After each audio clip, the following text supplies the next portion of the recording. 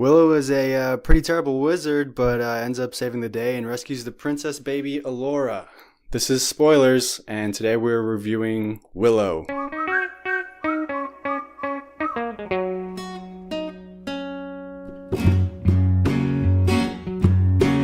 This is spoiler. Welcome to Spoilers. My name is Mikey, and I'm here sitting in a virtual room with my friends. We're here to talk about the movie Willow today. Let's go around the table, go east to west, which is pretty small this week. So farthest east, we got Jordan. Jordan, where are you recording from? Brother. Hey, Mikey. This is Jordan from North Carolina tonight. I just realized I was looking at our Skype calls, and it's been exactly 1 month, December 17th, since I was last on a pod, so it's kind of like poetry. It rhymes. We did a pod on my birthday? I don't know about that. It doesn't rhyme, though. It rhymes. George Lucas says it rhymes. Again, it's like poetry, so if they rhyme. Yeah, George Lucas had a lot of creative control in Willow. We'll talk about that eventually. Shocker. Next in our virtual room is Stevie, or is it Josh? You guys are pretty close. Oh, man, we're talking inches. Josh, the elder wizard of the group. Yes, brother Josh.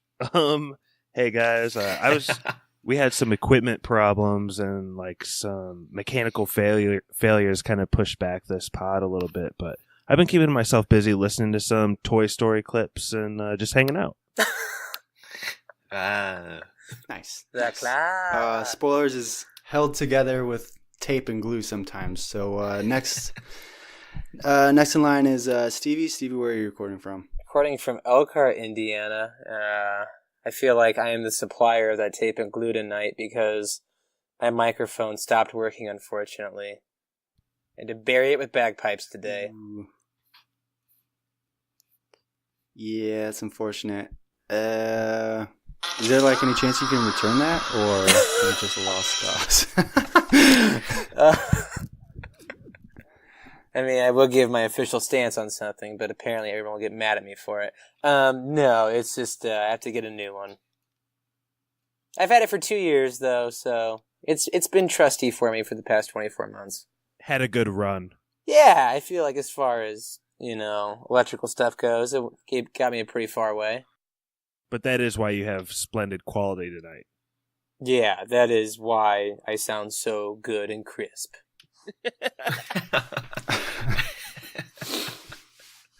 Well, anyway, like I said, we're talking about Willow today. I won trivia last week, and so that's the movie I chose.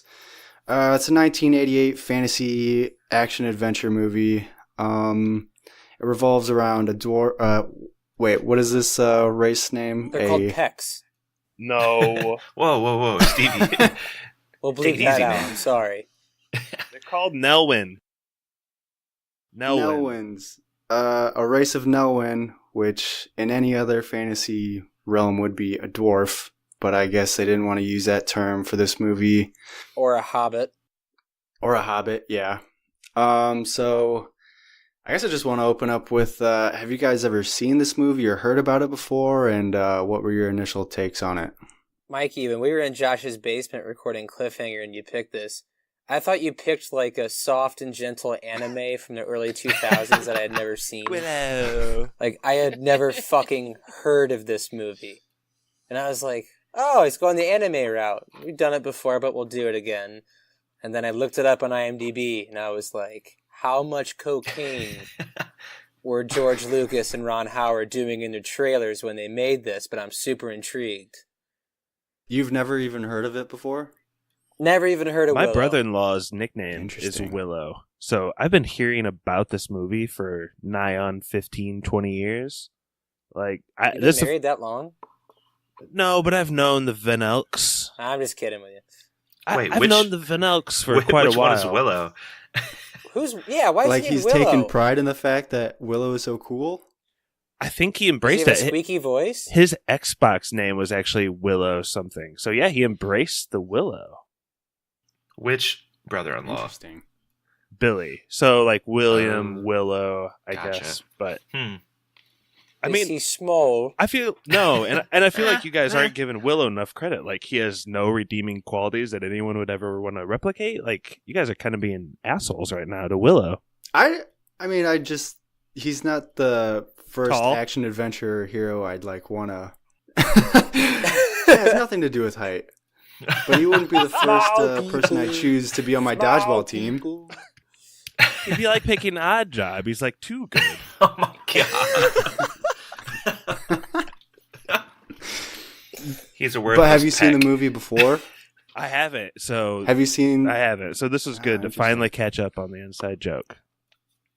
Whatever that was. Jordan, have you heard any of it? No. Heard of it or seen it before? I had never heard of it at all. I went in pretty blind, and I was stunned when I saw George Lucas and Ron Howard, and I'm like, oh, okay, this could be good, and a little disappointed, let's say. Yeah, I only know about this movie because I have uncles that had this on VHS tape at my grandma's house, and this was like one of the very few movies that we ever watched that was entertaining at grandma's house. And so I've seen it a couple of times, but Is I this your certainly Ice haven't Pirates? seen it in like 10, 15 years. Your Swiss It Family might be. Robinson? I've never. Do you hold this movie in a fond This is my place? Time Bandits. Yeah. This is my Time Bandits. But yeah, I guess I want to start off with that, directed by Ron Howard and in collaboration with George Lucas.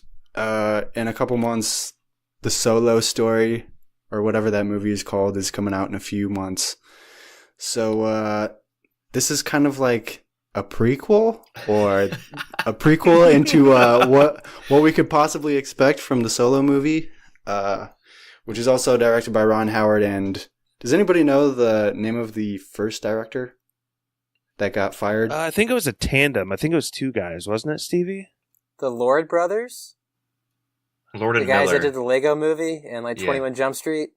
Lord and Miller. Yeah, that's So there's them. been 3 directors for Solo. Yeah, Oof. that movie's gonna suck. But yeah, this is probably one of the very first early. I don't know if they've had any other projects, Ron Howard and George Lucas, other than this and Solo. So I just thought it was interesting. I kind of lucked out there with my pick. I totally forgot that Ron directed this, but it ended up being an interesting piece of trivia for this episode. So we start off and we get some text on the screen, a la legend of a prophecy of a baby who will bring down the powerful queen Bavmorda. Let's give this some credit. This clips through those credits and those words a little bit quicker than Legend. Legend is like a short story in itself. Yeah, but there's no unicorns in this, alright? Are we Get off Legend's ass, Josh. Are we hiring Spoiler Man to read that text for us or not? I'd be down. That's not $5 worth. Slavery. It's only 2 lines of text. What?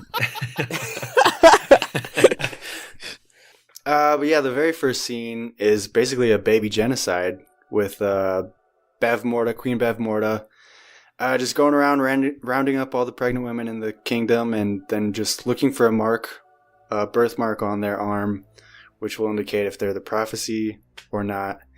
And she's just going around killing all these babies. She finally finds the one that she's looking for. But they happen to escape through secret tunnel or something. It's not exactly made clear, with a midwife. And Bavmorda kind of sends out her army to go track down this midwife and baby. And the midwife kind of comes to a creek where she kind of gets taken down by some rat-like dogs. And then the baby kind of floats down to the tribe that Willow is staying at. And Very Moses-like. Yeah. so we've already established our Jesus-like character Yep. as the baby Alora. Moses. Who is, Moses. Well, we don't know her name yet. Yeah. Yeah. So the midwife is torn to shreds by these rat dogs. The baby. Those things look dumb as fuck, by the way. They were just a blur. They were just Rottweilers dressed up in some crazy-ass cocaine shit. Yeah, it was like a dog with a dog sweater on it. I mean, the Rottweiler would have been scarier than what that was.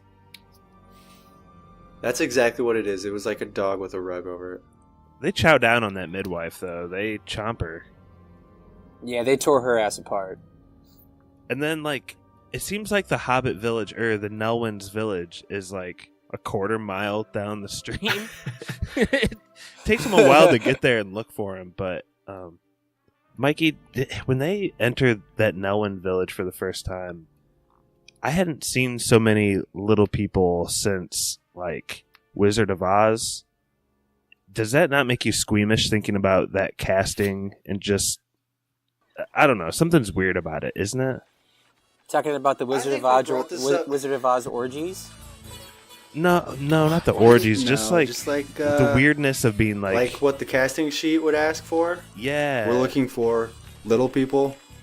And I think we talked about this on the Time Bandits episode or something around it. Where like, we didn't really think. Well, at least I didn't think it was so much as, I don't know, like discriminatory or anything like that, because casting call sheets will ask for, oh, we're looking for a black guy for this role, or we're looking for an Indian guy for this role, or a white chick or something. So I guess it's just the same classification if you're just looking for a little person. I mean, they weren't like being mistreated or anything, at least I don't think so, except for being called the whole movie.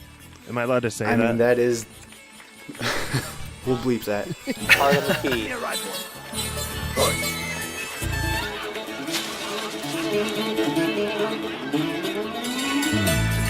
And now, for my final amazing feat, I will make this entire pig disappear.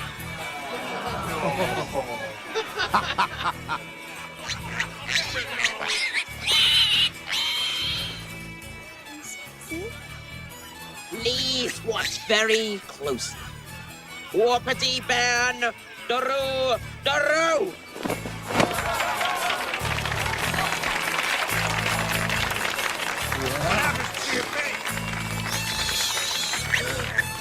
No! Okay, come here, you. I don't know. What do you guys think? Do you think it was like, what would I Pappy think that's say? what it called for. cringy? They couldn't have like technology like they did for Lord of the Rings and hire like tall or mid-size actors and shrink them down through camera work. I mean, so if it calls for that, it calls for that. I don't think it was discriminatory. I think it was kind of awesome that they all got together and got to have their own role in Village. I think that there was a little awkwardness for me, but it was like enhanced when they start calling them derogatory names like "you stupid peck," like "get out of my way," and they're like really weak and everyone makes fun of them. Like that's when it felt really weird for me, is that there's this whole like village or race of people that they're like making fun of the entire movie. And they're pretty helpless too. Yeah. I mean, they're at the Yeah. whims of men and men who ride around with skeleton masks. Hey, we'll get to Skeletor in a bit. But in the trivia, George Lucas was actually upset that Val Kilmer was top billed. He thought Warwick Davis deserved it because he had the most screen time and it was actually named after him. So he was a little upset that Val Kilmer ended up being the top billed cast member for this movie.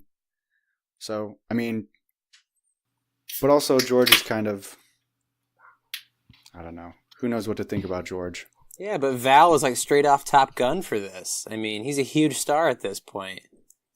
Like, no offense to Warwick Davis, but He's not getting butts into seats. Yeah. yeah, he's not. Yeah, Val Kilmer and Sweet Sweet Sorsha, who is a babe, will get those asses in seats. So Willow and his children find this little baby in a little cove by the stream, and then Willow's kind of telling his kids, don't touch that baby, we don't know where it's come from, so we don't want to deal with it, so just leave it be. But the kids kind of fall in love with the baby, and so they bring it back to the house. Don't go near it. We don't know where it's been. But Dad, it's a baby. It's not like us. No, it's not an Elwyn. Looks like a Daikini baby. What's a daikini? Daikinis are big, giants who live far away. Oh, she's so cute. Can't we keep it, Dada? No. We'll push it downstream and forget we ever saw it. Come on. Time goes by, I guess a day or two goes by, and then they're all at this carnival where it's ransacked by more rat dog type creatures, and Willow, I guess, somehow determines that they're looking for the baby. So at the village council, he reveals the baby to the entire village, and the elders, or the elder wizard, kind of exclaims that they need to return it to... I don't even know where this guy is pulling this out of, but he's saying that this is a prophecy that's been foretold, and this baby needs to be returned to a king and a queen in a faraway land. It's really nothing you can discern upon watching. It's just like, the baby needs to travel a long, long way. Yeah. You have to go. Get it the fuck out of here. It's a half thought out legend. And they also bring up a fellowship to follow him along in his quest to return the ring, the baby, to its rightful owners. All this expedition needs is a leader. And according to the bones, that leader is you, Burglecut. Bunker! And by fellowship, we mean a group of like 5 guys that are going to abandon him in the next 10 minutes. Small people. No, one stays with him. Well, he has his Sam. My favorite guy... My favorite guy is the large, thumb-like, sweaty man who harasses Willow over and over. And he's, like, spitting from his mouth, and he gets, like, shit and puked on twice in this movie. Oh, that was so gross. The bird poop and the baby puke, yeah. What I didn't get, though, is that he kept saying that if Willow took a long time on his adventure, his crops would fail. And that was never addressed at the end of the movie. Sure, he got crapped on, but were the crops good? Well, he was a sorcerer by the end, so he could just grow that shit. That's true. Really? I think he wants those crops, dog. He's got kids to feed. I was a little confused about the village wizard guy, who basically admits that he's a fraud. The bones tell me nothing. That was awesome. These bones don't mean shit. Yeah, he rolls the bones, and the people are so pumped. He's like, roll the bones. These bones don't tell me anything. Do you care about this baby? He throws the dove. And yeah, he throws the dove, and the dove flies back to the village, and he's like, forget the dove, go that way. Yeah, he's a pretty bad wizard. And he was going to train Willow to be like a bad wizard too, but he picked the wrong finger. Yeah, at the annual apprentice test or whatever. Yeah, he's like, pull my fingers. Anyway. And he's got a lineup of Nelwyn pulling his fingers. It's so weird. Now, the power to control the world is in which finger? Those little cocktail weenies on his hands. Yeah, it was really weird. Hey. Just saying. It's an age-old tradition that's been handed down for centuries. So after that, we cut to Bev Morta, who's in her castle, and she's kind of like complaining about this baby that's escaped. And her number one guy, Skeletor, comes charging in, and he's like, I'll find that baby. And this guy... Which is her son. This guy just has like... I don't think it's a human, but it's like a skull face for a helmet mask type deal. And he's like, I'll go find that baby and then I'll go kill it for you. And then he takes off. And then Bev Morta is like going on about a prophecy about how she's trying to exile this baby's soul into a evil realm or something. I don't know. All of the parts surrounding the legend in this movie are really poorly thought out and not very well constructed, so it was kind of hard to follow what people's motivations were other than Willow trying to get back to whatever this castle is. The baby of the prophecy, the one that will destroy you. I need that baby alive. I must perform the ritual that will exile the child's spirit into oblivion. Lots of cocaine, Mikey. Lots of cocaine. Just remember, the baby has to go someplace far away. I don't care. And like it's during this like first leg of the journey that, like Jordan was saying earlier, all the other Nelwyns or Pecks or little people kind of back out slowly, and his like real entourage emerges, which is like the baby, two tiny guys that I don't even know where they're from, and then Val Kilmer as our mighty Mad Mardigan, kind of like finally joining them. Yeah. Mad Max again. Mad Mardigan. I think I'm gonna name my future dog that. Mad Mardigan would be such a good dog name. I didn't realize it was one word with no spaces. Mad Mardigan. Oh, do you think his name was Mardigan and people just thought he was crazy? Yeah, something like that. That's what I thought. Yeah, I mean, yeah. So 5 minutes into this adventure that the Nelwyn are on, they get spotted by the Dark Army, and they all kind of hide in the bushes. 10 minutes into this adventure, they've set up camp at a what would you call this? That thing that Val Kilmer's in? A crow's nest? Is that what someone called it? It looks like something that like, pirates would die in. Oh, a crow cage? Yeah, that's what they call it. Pirate Yeah, cage. so they set up camp. They set up camp next to this prisoner who's harassing them, and they think they're just going to wait it out here for a little bit. And eventually, his fellowship kind of turns on Willow, and they kind of just take off back home and leave him be. He's only got one friend left with him and the baby. And Migosh, the Sam character. Migosh. Yeah, and that's when he says, I believe, "This is the furthest away from home I've ever been." Oh, Sam. The prisoner in the cage is Val Kilmer, who is playing Mad Mardigan. His whole purpose right now is to try and get out of the cage, so he's making offers to try and get out of there. He's offering to take care of the baby and do this quest for them so they can go back home. Willow kind of refuses for a few minutes and then eventually caves in because he thinks it's a good idea to leave a baby with a stranger that's been in a jail cell for God knows how long. He just agreed to that very quickly and left the baby with Val. That was kind of bullshit for your main character.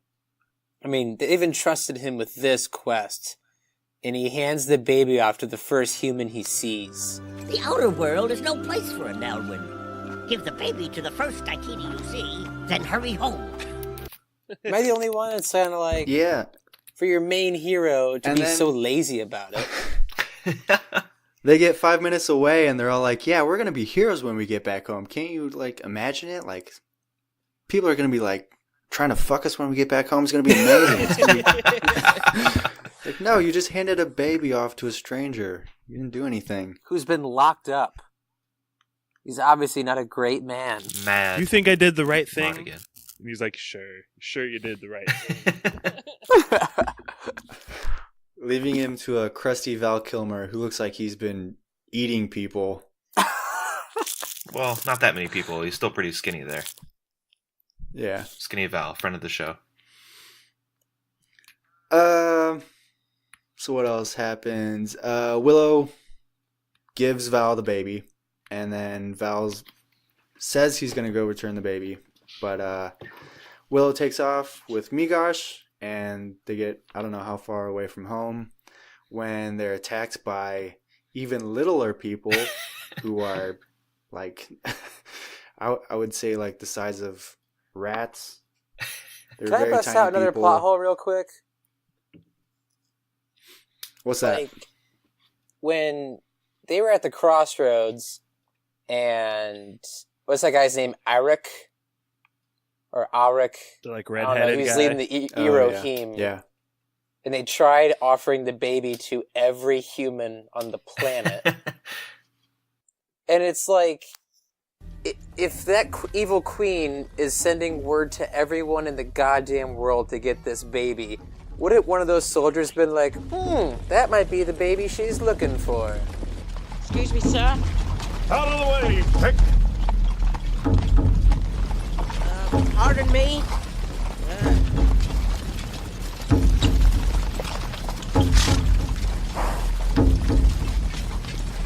Excuse me, sir. We found one of your babies in our village. Will you please take care of her? Going into battle, little ones. Find a woman to take care of her. I don't know. It made no sense to me. I thought that Lots and army lots of was plot in the holes. dark about the baby prophecy at that time. I thought so too. You just The don't only get the it, ba- Stevie. Apparently, there's a lot of nuances, lots of ins, lots of outs that I wasn't picking up on. It's a thinker. But like, Willow is such a lazy This was hero. But go on. I mean, he is lazy because he is like physically limited in his capabilities. He can't exactly swing a sword or anything around, but That he's was the trying most his politically best. correct you could be, Mikey, and I applaud you for it. He can't swing a sword around or anything, so he's trying his best with what he's got to work with. I guess he's Pawn this baby off. looking for help. Yeah. Yeah, he's pawning this baby off. So they're attacked by these little pygmy guys, and I guess they've stolen the baby back from Mad Mardigan. The baby is being carried by a peregrine falcon with a little pygmy guy riding the falcon, and they kind of drop the baby off in the forest. And then Willow is confronted by a forest spirit. I don't know if we caught the name of this The lady. White Witch from Lord of the but- Rings.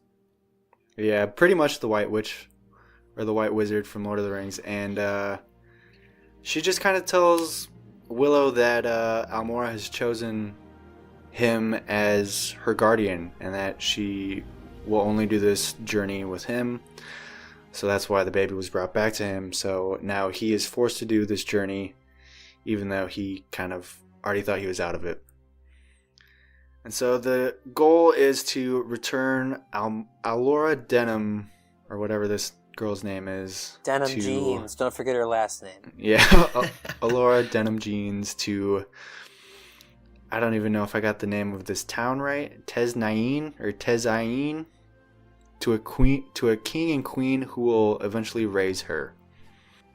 Just before Migosh takes off to go back home, he offers up some great advice for Willow on his journey, which is be careful before he dips out and walks back home. Be careful. From there, Willow keeps walking. He enters a forest dive bar and kind of The sexually prancing pony. harasses he sexually harasses an old prostitute for milk for the baby, and he gets he starts a ruckus in there. We shouldn't really just be throwing out accusations like that in today's climate. It kind of cheapens the whole thing, Mikey. He walks up to the only woman in this bar and asks, "Hey, do you got any milk?" What Like a does gentleman. that mean? Excuse me? Excuse me? Could you spare some milk for this poor hungry baby? Get out of here! Heck! He's at a bar. He should go to the bar and ask for some beverages for this baby. Can you take your top off, But miss? Willow gets... yeah. Willow gets, like, kicked through a wall, and then he runs back into Mad Mardigan, who is now currently cross-dressing to get out of an affair with a villager. Tavern wench. Yeah, I guess there's like a hotel hooked up next to this bar that he's been hooking up with this lady. I guess eventually the Dark Army, or whatever this bad witch's army is called, is making their way towards the bar, and they find Willow and Mad Mardigan, and it kind of leads off into a horse chariot scene, which I thought was pretty good. I thought it was a pretty good horse chariot scene. What did you guys think of that? When the ring race were chasing them? I mean, this is the biggest Lord of the Rings ripoff of all time, but I do love it. Yeah, this... But this was made before Lord of the Rings. This scene was pretty cool when, there was just a lot at stakes, a lot of moving parts. especially like when the wheels were going. Willow was doing his best to like get knocked out and stay out of the way most of the time. A baby it was compartment. pretty much Val Kilmer's time to shine. Yeah, like a baby compartment made for some sort of baby in a compartment.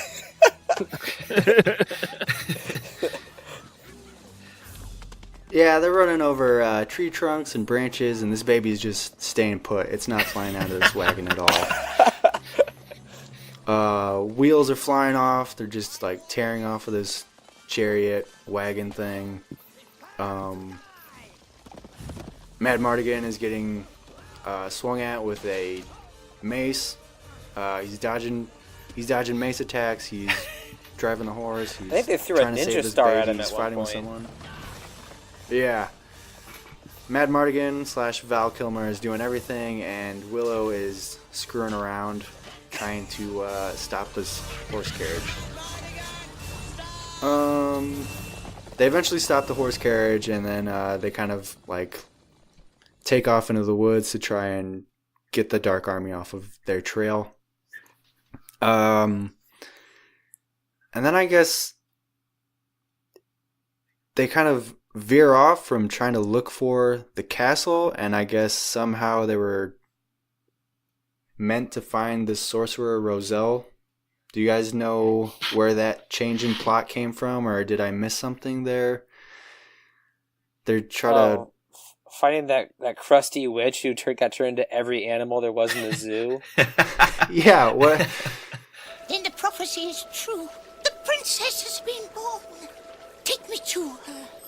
Their whole purpose now is to find this tiny island. Dude, I thought I took Roselle like is a being bad placed. drug at one point because I was looking at the screen and I was like, why the fuck is that possum talking to that little man? The way they made those animals talk was hilarious. I don't know where that plot came in from and why they had to find that witch. I was like, what the fuck? I loved when they made her talk like each animal. Like when it's the goat, it like is buying every time it's like talking. Mad Mardigan. It actually had my favorite You've been line. bad. Yeah, so It kicked somebody off a bridge, and it was like, "Take that." There's a few times when she's like telling Willow what to do as well, and it's just like the plot holes are exposed because he's like, "Why do I have to do that?" And she's like, "Just do it." Don't ask questions. The creature was so stupid. The first time she asked to be turned into human form, she like walks into the cage with them and is like, "All right, now that I'm in the cage, turn me to human form." And I was just like screaming, like, "You're an idiot." Hither, Greenan Ban, Clyde Lunanoct. Hither, Greenan What are you gonna look like if this works? Don't interrupt. Sorry. Hither, Greenan Ban, Clyde Lunanoct. I am a young, beautiful woman. Concentrate, Willow. yeah, if she can talk, why doesn't she just touch the wand and turn herself? I guess I don't know. I guess I don't understand. And turn herself back into Because it? Willow ain't Yeah. a fucking sorcerer. He sucks. Plus, that was a pretty cheap looking wand. It looked like they broke it off any tree, like the first tree they found. Or like, yeah, this is it.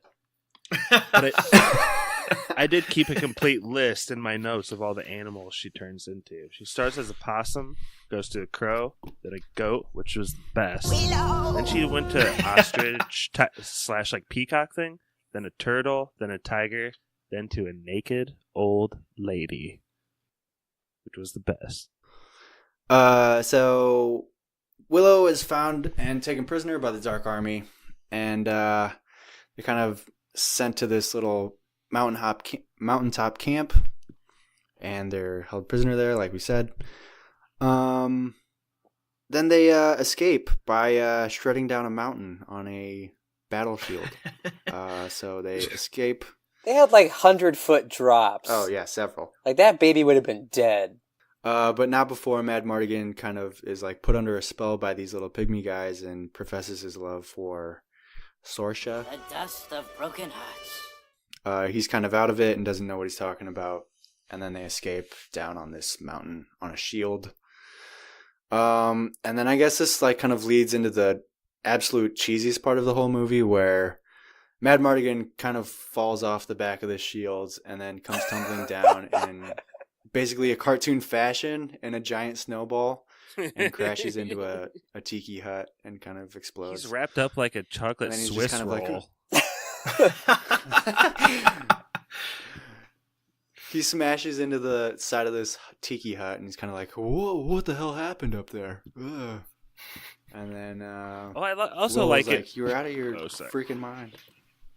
Well, like Stevie Stevie was just talking about how like the baby would have been hurt so many times, and anytime there's like a rough moment where there could be like violence and you're thinking about the baby, they make sure to show you like a close up of the baby's face. She's like giggling, basically like blowing a bubble like every time. How awesome was it when that army was chasing them down the mountain and Willow's inside that hut, and out of nowhere he grabs like the top of the 2x4 and swings on the horse. Anyone else notice that part?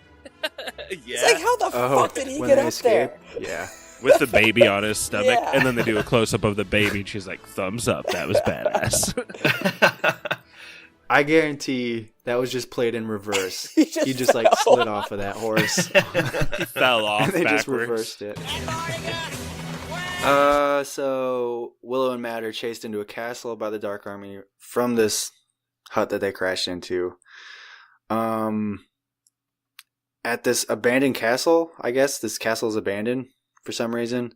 They kind of siege up there as this Dark Army is trying to break in. They set up some booby traps and stuff like that. Home Alone.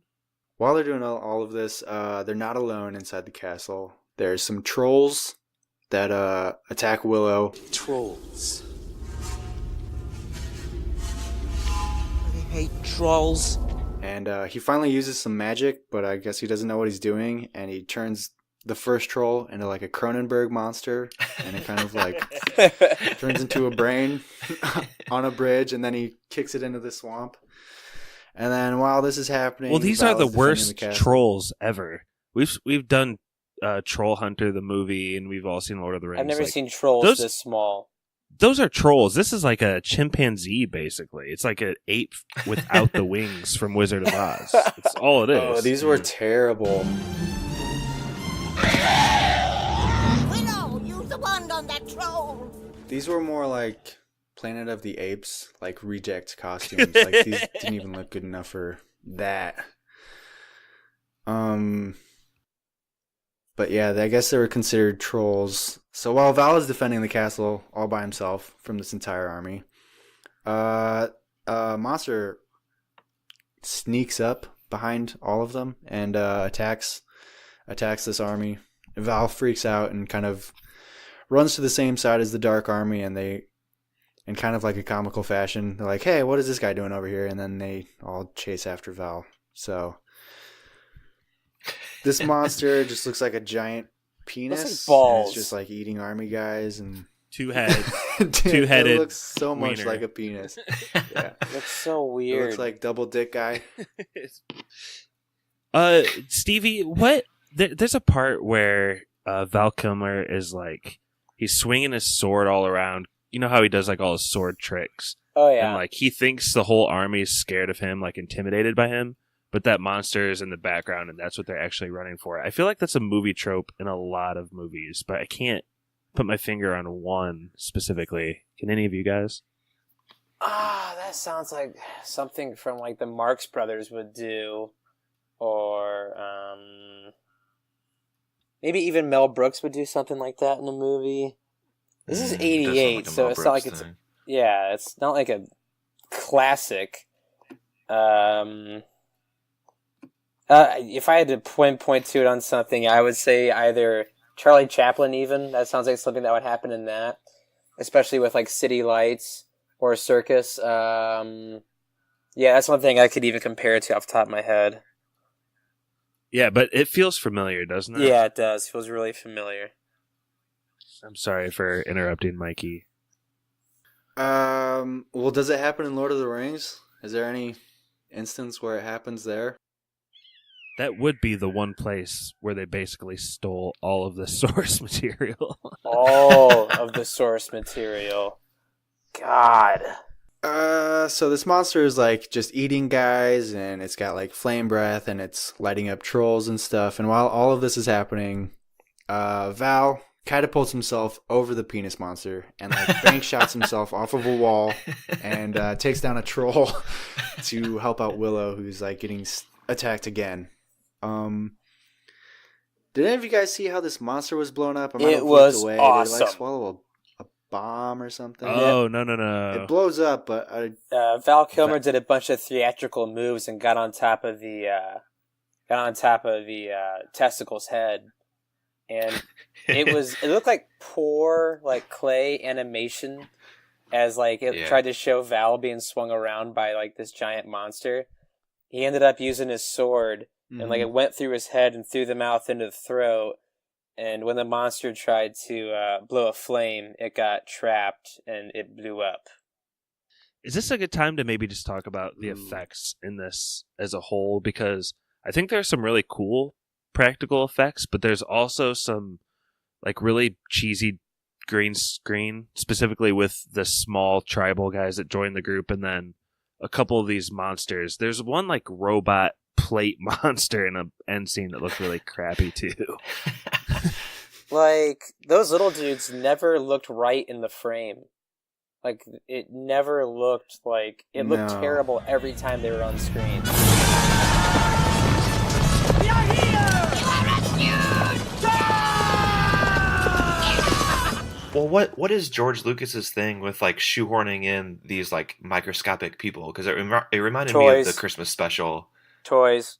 Well, like what's his deal though? Aren't you so glad that he didn't do that in Star Wars? Like he probably wanted to so bad, and everyone's like, "Dude, no, it'll ruin everything. Don't do that." Enough shit. of the cocaine, George. You've gone too far. He's like, "All right, we'll have a chessboard." He did it in the Christmas special too, on the chessboard. Yeah, it's so weird. Yeah, he has a chessboard, I guess, but that's like these guys are main characters, and they're clearly not on the same set. They're Merry and Pippin as little people. They barely even talk to any of the other characters. They only talk to themselves and kind of shout things. Honestly, I thought they were like these were reshoots and they were added like post-production because they just looked terrible. And then also, like you just said, Josh, nobody's acknowledging these people. Nobody's talking to them. And they have Mexican accents. Yeah, it was really strange. We'll never keep up with those horses. Then we will have to track them. That would take forever. Besides, even if we find them, they'll catch us, stick us in cages, torture us, and finally devour us. Are you suggesting we go home? Nah, this is more fun. All right. You guys, did they? And they are extremely racist. Yeah, they had Mexican accents, did they not? And they're played by white people that are tribesmen. So how does that make They're any like sense? pixies. They're what's that one Avatar movie like before fairies? Avatar? Like Josh's favorite characters, fairies. They're not Ferngully? fairies. Oh, Lauren says Ferngully. They're playing like a Mexican like drunken Ferngully. trope kind of the whole time. They even talk about being drunk. They do love beer, but I thought it was more of a nod to Merry and Pippin. But dude, it's everything came from Lord of the Rings. It's like if Masters of the Universe, Lord of the Rings, and Snow White fucked each other, you'd have Willow. Yikes. Yeah. Jeez. Sorry. It just driving me nuts watching it. Again, it's like poetry, so if they rhyme. So Skeletor shows back up. He steals back the baby from Willow, and he heads on back to Bavmorda's castle. While this is going on, Bavmorda is turning everyone into pigs, and this is like a really disturbing scene, I thought. Really cool special probably the effects. best. There's a lot of practical effects Yeah, here. exactly. Pigs!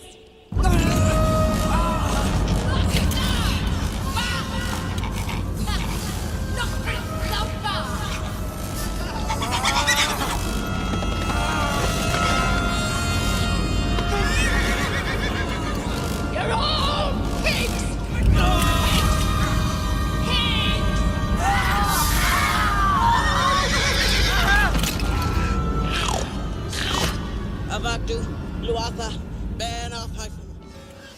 She's turning this entire army, the good army, into pigs, and there's like some really disgusting pig prosthetics being put on Val Kilmer's face and hands, and it's like all really, I don't know, it's like Cronenberg.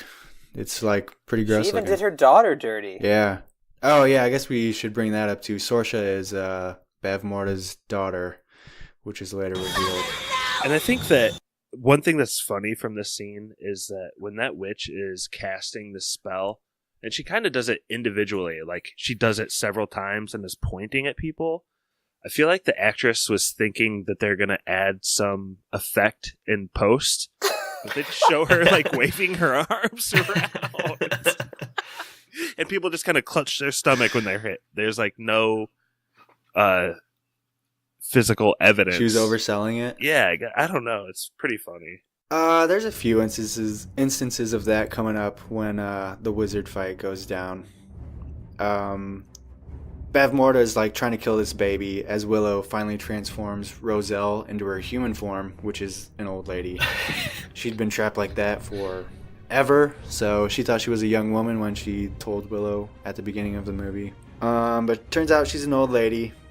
And then Roselle and Bev Morta have a wizard duel. They're going back and forth. Roselle tosses Bev Morta up against a wall and gives her CTE.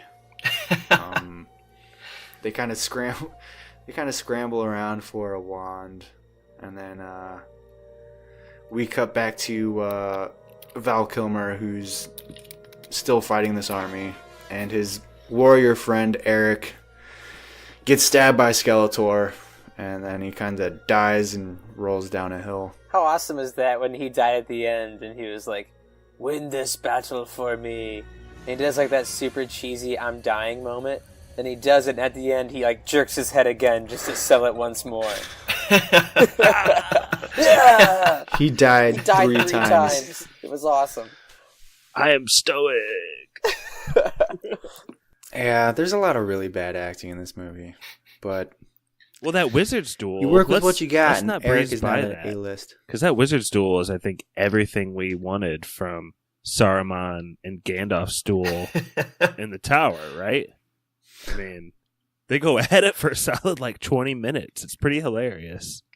At one point, they freeze each other. They're knocking the wand out. Things are coming off the walls. I thought old bitch died under a rock. Like when that rock... She got strangled. Yeah, when that rock went down on her, I was like, oh, homegirl had her time. But nope, she got up again. Was that when it looked like the Wizard of Oz, when like her legs might curl up underneath the rock too? Yeah. During this time, Bev Morta has turned like a saucer pan into a robot, like Josh said, and it's kind of running around the room, chasing Willow. It looks really, really terrible. But LucasArts, man, I was shocked to see that was them. It's 88. Does it look bad because it's like such a weird thing to like animate and have chase someone around the room, or does it look bad because it just looks bad? When did Beetlejuice come out? It's your movie. I didn't pick Beetlejuice. It's my movie. 88. I don't know. And that looked way better than this. 88? Yeah. Yeah, and the Star Wars looked better than this. Yeah, I just think lots of better cocaine and breezovers led to this looking like garbage. I think that they got to a point where they're just like, this is kind of a farcical, fun movie.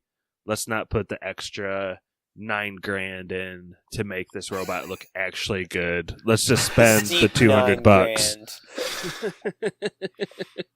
I think that's the problem with a lot of this movie is like it looks like a lot of corners were cut just to, I don't know. It seems like they didn't give it the full go just because Willow isn't such a marketable character, I guess, is what I'm taking away from it. Like Ron Howard was being paid to make the movie for as cheap as he could or something. Yeah. And like I spent too much on Blow. With that being as true as it may be, I still felt like these end battles, there's enough going on that is pretty entertaining. It's pretty action-packed ending scene, and I wasn't like disappointed when they cut to the wizard scene as it was taken away from like the battle down on the ground.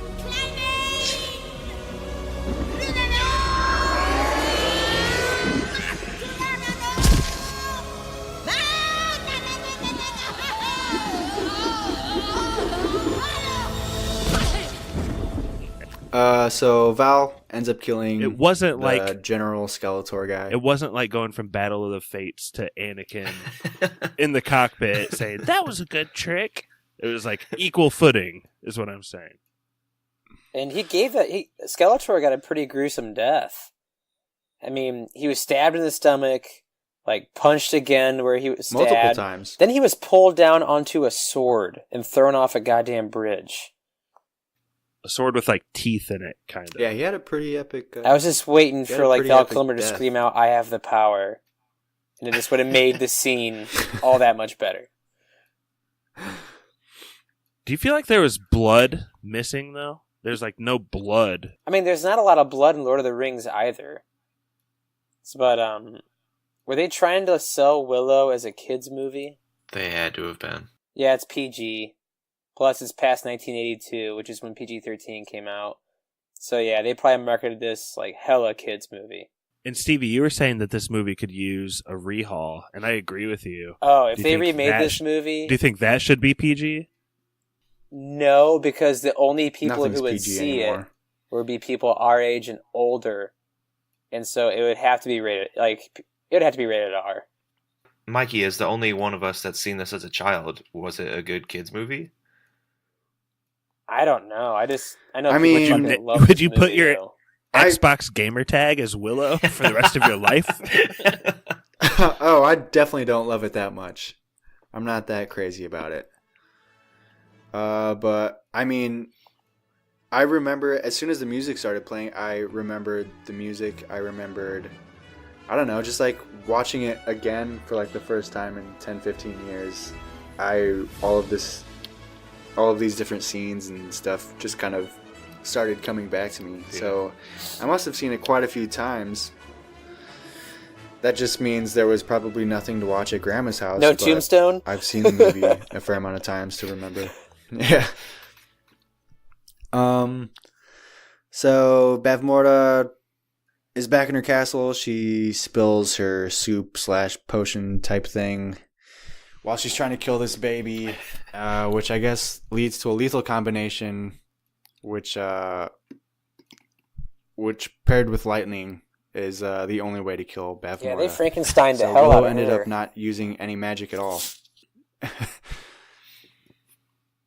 Willow doesn't really do anything to defeat this final wizard, and I guess he ends up being the hero anyways because he was in the right place at the right time. No, because he pussyfoots around so- and doesn't go get the baby like the first 25 times he has a chance. That really pissed me off. He's hiding behind the door like a dweeb. Josh, just be happy you didn't have to watch No, Time they were like- Bandits. Just be happy. They're like, you don't have to come into this room if you don't want to, if you don't have the balls. And then he like doesn't. I hated that part. He doesn't have the balls, man. Yeah, but there is Oh. a part, though, where it's shot super poorly, but there's like two dudes that have at least 4 feet on Willow that are like standing like in this alleyway. And Willow somehow charges at bulldozes him. both of them? He charges them, stabs one, and then they both fall down like 3 feet of stairs, completely like deposed at that point. It was quite odd. But I'll give Willow credit. I could understand every line he said, as opposed to Time Bandits, where I picked out every other 75th word. Dude, that's just Narwhalist. I'll be peckist if I had to. Couldn't understand a damn word that Time Bandits said. Yeah, Time Bandits really should be watched with subtitles. Yeah, can't understand a damn word they say. That movie seems like they had it in like 1.25 speed the whole time they play back. So Bavmorda is defeated, and this movie wraps up real quick. The next scene is Mad Mardigan and Sorsha, who I guess have taken over the Bavmorda's castle and are now considered the prophecy king and queen who should be taking care of Elora. And Willow just leaves the baby with them. And then Willow heads back to his village where he's greeted as a hero. And then the movie just kind of ends from there.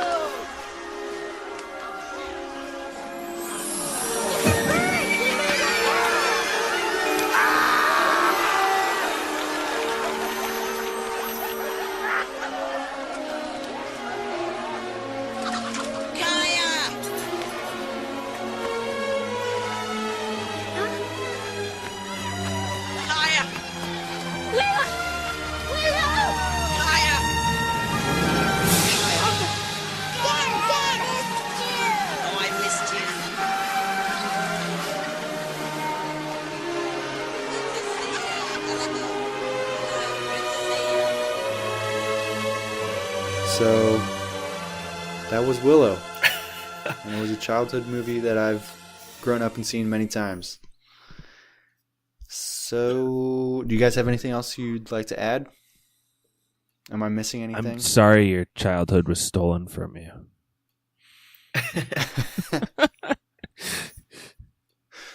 Do you think that George Lucas tried to buy Lord of the Rings rights back in the 80s? And Tolkien was the Tolkien trust was hell no. And then he's like, fine, so Peter, I'm gonna go make my own. Except the they're ring not hobbits. is a baby. Well, do you guys know? Yeah, and so he went off. Oh, and your made whole this intricate world movie. with all your languages? Nope. It just has to get somewhere with a baby. You know that thing you call a ring? Well, I'm making it a person. The names will be confusing as fuck. I loved when Willow they would show of good. that baby's face. That would definitely be the best drinking game. Anytime they show a close up of the baby's face, Take a shot. Oh, you'd be trash. But it wasn't. You'd be trash by It the wasn't end. just to show that the baby's safety. One time they're having a dramatic conversation, and they cut to the baby to show her reaction to what was said. I was like, what? But there's no reaction. She's always just smiling so big. I don't get it. Clearly shot later. Yeah. In every case, is pretty funny. Are we led to believe this baby has powers or something, or is I don't know, what's the point of keeping this baby alive? I think it's just it could have been any goddamn baby. If a baby just would have made it out of that castle, that baby would have been the prophecy too. So do we think this gets into some prophecy bullshit, but does Bavmorda basically confirm the prophecy by trying to kill the baby? If she wouldn't have tried to kill it, and all the other babies, this wouldn't have happened to her in the first place. Oh, you know what man, I mean? mind blown. Correct. Ron Howard. I think this movie would have been a lot better if there wasn't a prophecy and Willow's just trying to get a baby to safety instead of all these steps along the way. I have to get her to this crossroads now, to this castle. And you have no idea what the backstory of all that crap is. It might as well just be saying gibberish at that point. Why couldn't they just be trying to get her safe? I don't know. Little too hard to be Lord of the Rings at that point. Could have pump the brakes a little bit there. Yeah. Take I don't think it needs a prophecy so much. It's just not helped as much as it's just sorry, go ahead, Jordan. Sorry, it's just not helped by the fact that the world isn't fleshed out at all. They just arrive at places and they're going places because someone tells them to, and not for any reason. I think when the goat tells them to just do what she says because just fucking do it. Bye. There's no point to any of it, and I don't know. That's the thesis of the movie, Jordan. Do it. Progress the story. There's one point where Willow rows onto an island and he leaves the baby in the charge of the 2 3-inch tall tribesmen. If anything comes along, that baby is fucked. If anything comes along, that baby's screwed. There's a lot of poor decisions. He's a father. Willow is a father. He knows how to take care of babies. And you always leave your baby. Actually, the IMDb trivia The IMDb trivia, he's only like 17 years old in this movie. Who is? Willow. Warwick Davis. Oh, really? Willow. Yeah, he's only like 17 years old, and then the kid's playing his kid is like 5 years old, so there's only like a 12-year difference. Well, little known fact, no one's actually reached sexual maturity at the age of 10. Didn't you know this? Is that why they're called pecs? Pubes start growing on the pecs at like 7. Right? It's fine. Ugh. What do you think happened to his crops, though? Okay, enough about... yeah, seriously, his crops. Those things are dead. Oh, he lost the farm. Wife left him for He's the... working in the mine. Wife left him for the toe-looking dude. What? It's like the end of Castaway. Does not bode well for him. Come back. So if you guys don't have anything else you want to talk about, should we go around and review? Yeah. Give our yes and no's. East to West again, Jordan. Ah, shit. So this feels like a movie that might have been like decent at the time as like a fantasy action flick, but it doesn't feel like it's aged very well. We've also talked about this like in the past that it may have been better to be able to like watch this together and like laugh and stuff. And I feel like that's been the case with a few movies that we've had in the past few months.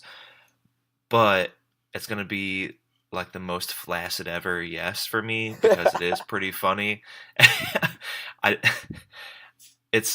guess it's an original story and it has like for its time. What? No, I mean like dude, stop. No, sorry. It does rip off Lord of the Rings a lot, but as far as like the different characters and stuff, I feel like that stuff is not original, unique, I guess is what I want to say. It's a different take on the hero's journey with him just really not knowing what the fuck he's doing the entire time. But it's going to be a flaccid yes. It's a good plagiarism. Yeah, it's a good plagiarism. It's Mikey's childhood movie. I can't just totally shit on it. This is Brother Josh. Josh? Yeah. I think this is a pretty solid yes for me. Of all these kind of movies I've been dragged into for spoilers, like Ice Pirates and Legend and Beetlejuice, I think this is actually like my favorite in that camp. I think a lot of it is if you think about Val Kilmer versus Tom Cruise, I'm not saying he's a better actor or anything, but he seems to have like an air of like jovial fun to him in this movie. Likeable. This kind, yeah, and it's just like more fun to watch. It doesn't look like he's going for the Oscar at all times in this shitty 80s fantasy movie like Tom Cruise seemed to do. And just as an added bonus, like 20 minutes into this movie, I wrote down in my notes, I just heard a Wilhelm scream. And I had made like 2 more check marks by the I'm pretty sure there are 3 Wilhelm screams in this movie. If you send spoilers, the timestamp in Willow of when these Wilhelm screams are, we will send you a t-shirt. We've been trying to give out a t-shirt. This is not an easy one, but you can get it. This is a yes for me. Stevie? This is a hell yes for me for so many different reasons. One, because I love shitty 80s movies.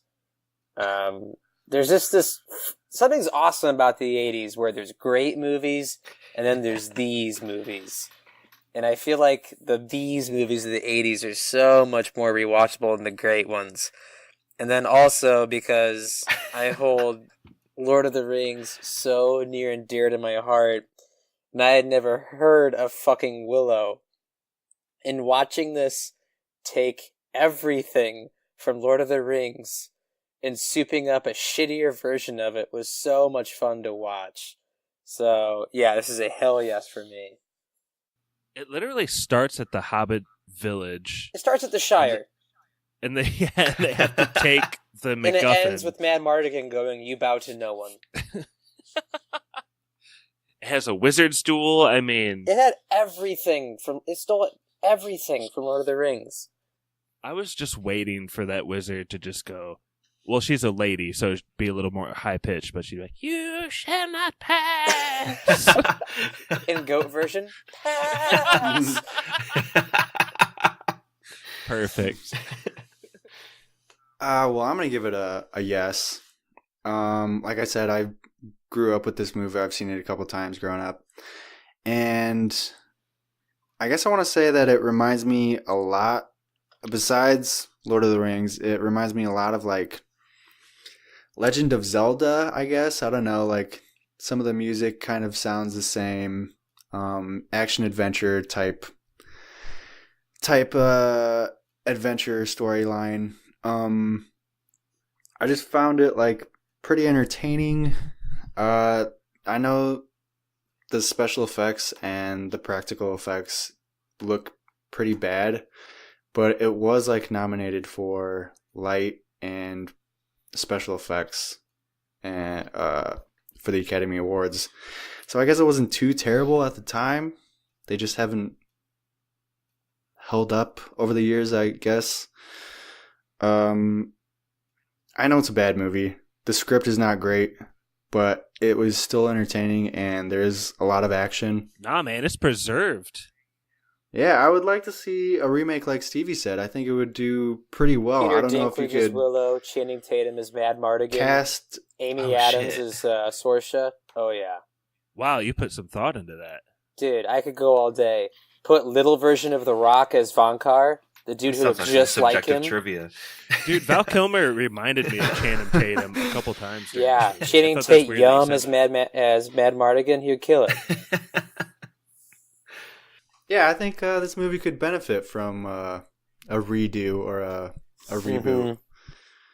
But I think it also just goes to show that like George Lucas isn't also the greatest filmmaker ever, like everybody thinks that he is or wants to believe that he is. And this is just like another one of those instances where it's like you can see what he wanted to do, and you can also see where he's ripping off other That's stuff. he wanted to sell toys, and he just didn't quite pull it off. Dude, Willow ain't selling no toys, man. I know. Yeah. But yeah, it's a yes for me. So we'll toss it over to spoilers, man, right now. That's 4 yeses, that's preserved. We'll toss it over to spoilers, man. And then we'll get back with some trivia. So take it away, spoilers, man. Spoilerman. Unicorn. Twitter. What? Our email is podcastspoilers@gmail.com. Twitter is @spoilers_pod. Our Instagram is podcastspoilers. It's lit. Josh Hensley from the Rutabaga wrote our theme. Our number is 903-776-4507. And if you enjoyed what you heard today, subscribe on SoundCloud or iTunes. Please don't forget to leave us a review by searching for Movie Spoilers, clicking on the cereal bowl, select the Reviews tab, and leave us some stars and some words. All right, Mikey, what's trivia?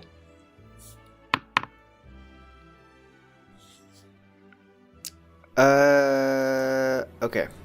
I miss Pap. I wish Pap was here. Trivia Where's is... Pap? Sorry, we're not Where good is enough he? for you, Josh. Where is he? Sao where's that Paulo, guy? Brazil. Where in the world is Carmen Papdiego? Aren't they on like the same time zone as us? No, Couldn't they're he just 3 hours been on? ahead. Oh. So it's almost like 3 in the morning over there. Sorry, All right. Stevie. So, yeah, got it all figured out, Josh.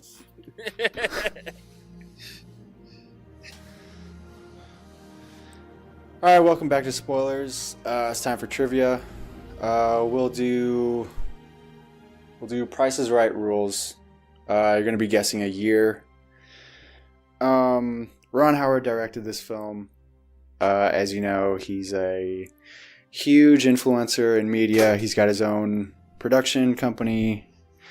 He's a director. He's an actor. He's done everything.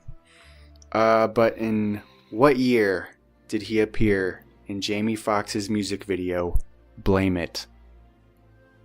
Who was the last person to win trivia besides I me? think I was. Jordan, what was your last movie? Stevie, do you want to go first or last? So are we doing closest to the year? Oh, it might be Jordan. Closest to or Price is Right? Yeah, wait, without no, going over. Stevie doesn't get the advantage. He just won. Right.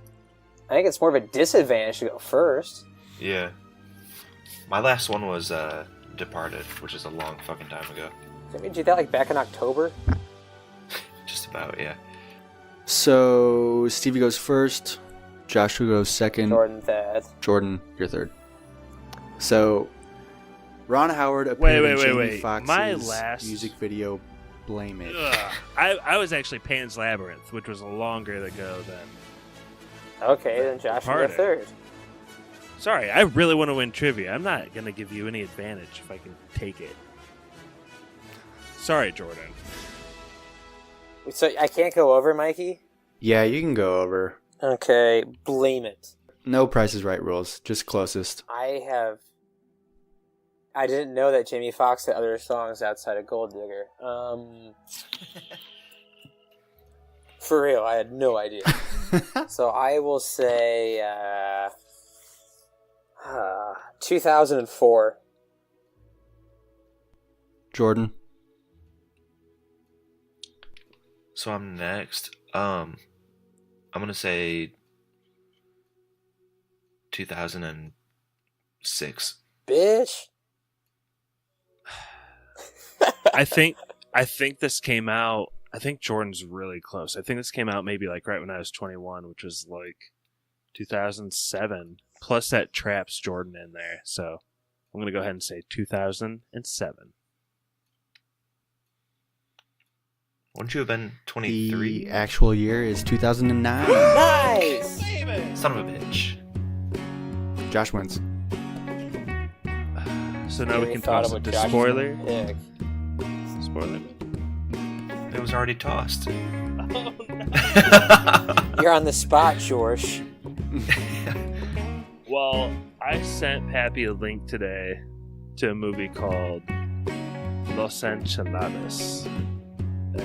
It's Mitch Hedberg's only movie, and I think the only place it exists on the internet is on YouTube.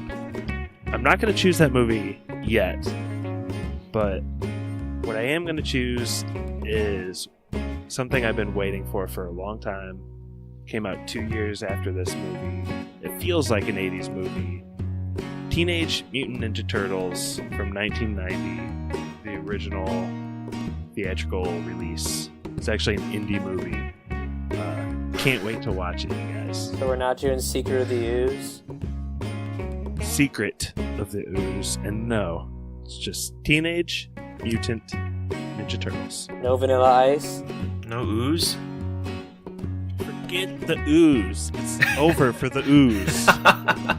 But why? So no go Ninja No pizza delivery opening kung fu scene? No ooh Nice, yum Mikey. yum? No donuts? The year, I think all of you were born, 1990. Let's hit it.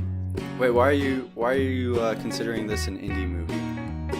It's one of the most successful indie movies of all time. But Josh, if you fast forward 1 year... Wait, no studio bought this? Secret of the Ooze came out in 1991. They tried to cash in on it a little too quick. But it's the best one! Okay, I'm The excited to production watch company is 888 Studios. So, yeah. Interesting. I thought it was because most of it takes place underground. Oh, see what you did there. Underground. No, but it was a cult classic. But that was Willow. That's debatable. We'll see next week. Reviews. That was Willow. Thank you for listening to Spoilers. I was your host, Mikey. These are my friends. And that's it for this week. Thanks, you. We're not fucking friends. Love how Jordan goes, no yum yum.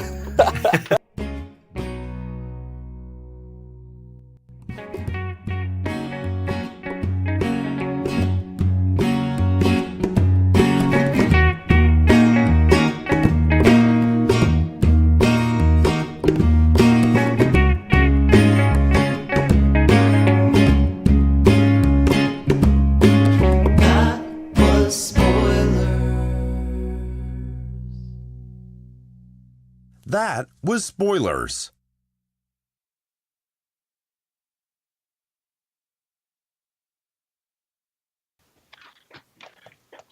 Jordan, Josh, you read the Lord of the Rings books, haven't you? How faithful were the movie adaptations to the books? How faithful was Willow to Lord of the Rings books? Pretty faithful. I feel like that's what I was going for. That's what I was going for. Josh, what's the first one is project rate you want us to be at again? 48, I think. 48? Stevie, Okay. That's what the Fellowship is like perfect, right? As far as an adaptation. As far as like not going too left field anywhere, yeah. Yeah, and then they kind of get more and more further away. Yeah, kind of like Game of Thrones if you think about it. Because like especially with like Return of the King, when like dude bros like hop off the boat and end the war in 5 seconds.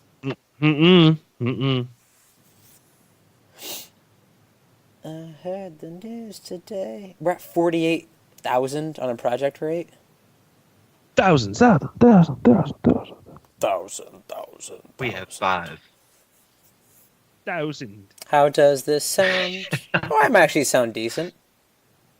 This might actually just end well for me. Alrighty.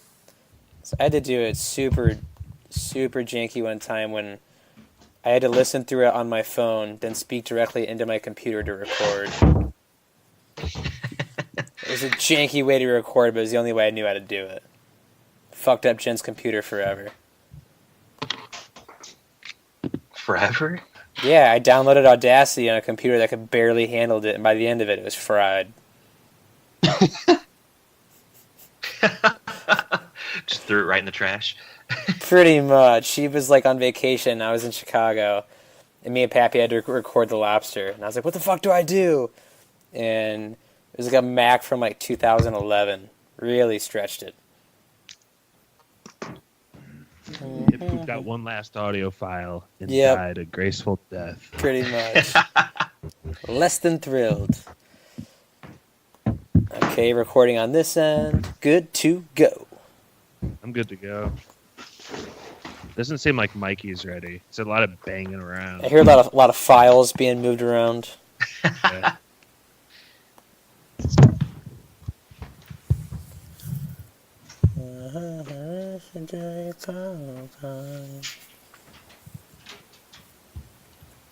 All right. You guys ready? Yes. Oh, wait, I gotta think of a spoiler. Oh, bring on. Mikey, you chose this? Wow. Yeah, dude. Super topical movie. Willow? Sexual assault? Zizi and Sorry did nothing wrong.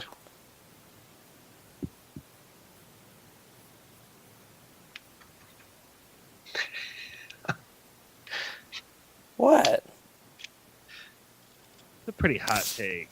Dude, what did he do that was so wrong? Just save it for the pod. God damn it. I mean, the woman willingly sucked his dick. It's not like she was like being raped in a torture chamber. She suck his dick? Yeah. Yeah. Willingly. It was a consensual sexual experience for both of them. And just because he was an asshole about it, she was like, "Oh my god, he did nothing wrong." Seriously, Aziz Ansari did absolutely nothing wrong.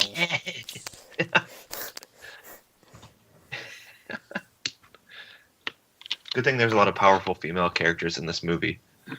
Oh yeah, including the White Witch from Lord of the Rings. That was awesome to see. I think you get some side boob in this movie. Oh yeah, we can't say midget, by the way.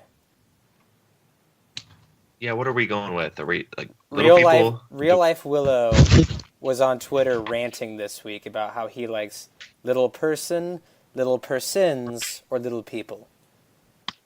Okay. But in the movie, they're dwarves, right? There's some type of hobbit. They're pecs. They're pecs. Yeah, that seems like a derogatory I didn't know if that was a derogatory that was term. that's the N word for a small person. All right. if they used the N word only ever, and that was the only word for it. I didn't know if they had like I honestly didn't know if that was a derogatory term in this cinematic universe. Is it a derogatory term in real life? They're kind of like saying it with a little. They're spitting at him. Little gusto behind it, isn't it? Is it a hard K or a soft K? It's a hard. I think it is kind of. I think it's kind of in the way they're saying it. Yeah, Peck Urban Dictionary. No, not Pecker. Peck.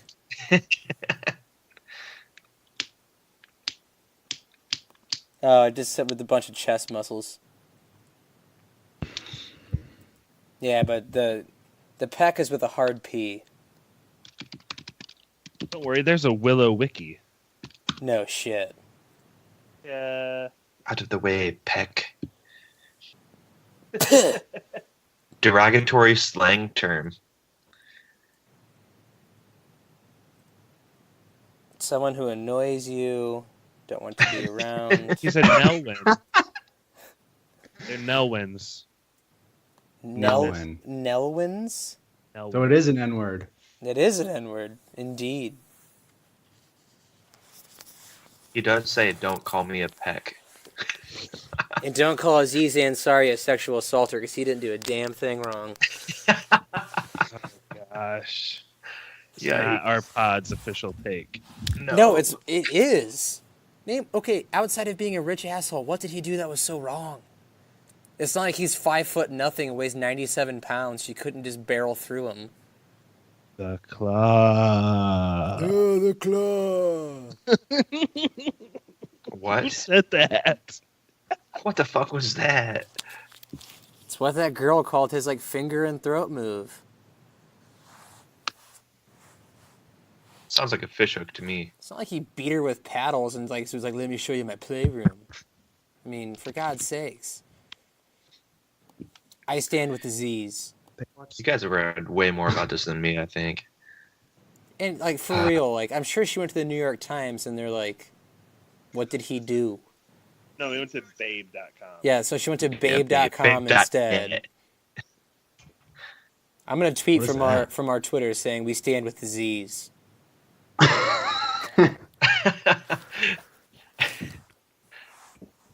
We'll be famous as fuck. We'll be on Master of None season 3. Yeah, we might. Seriously though, Aziz Ansari should not apologize. I mean, he probably shouldn't have been so forceful about the sex, but nonetheless, he's a rich asshole. He has things to do.